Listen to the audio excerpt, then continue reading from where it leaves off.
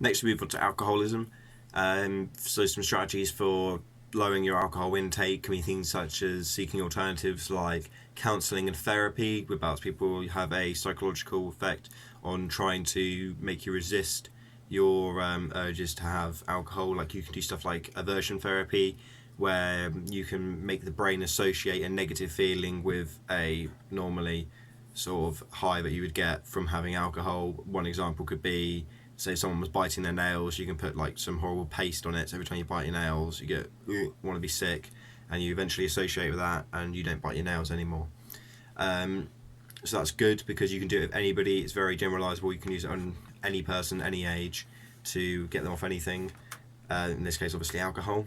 As well, the counselling and therapy, it doesn't work for everybody, but it does work for most. Having that sit down and one-to-one with somebody can really help you get into someone's head and realise what's causing problems, what's making them drink, what can help them stop, and benefit them in that way. It's a very passive and calming sort of situation to be in. It's very easy to get appointments and stuff as well, so that's good. I definitely recommend doing that.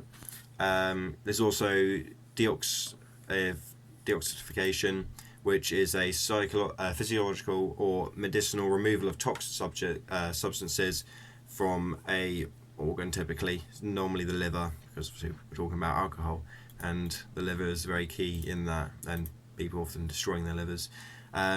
This will remove any sort of substances in it and clear out your ways, making you a lot healthier. This will be good for younger people to middle age. I wouldn't recommend anybody older doing this because if you get cut open or whatever, it's going to take longer to heal. You need to be on more medication than you possibly already are. So maybe not so good for older, and we're not going to do this when you're younger. I don't think there's any 4-year-old drunks. But in that sort of teenager to middle age gap is very good, I would suggest.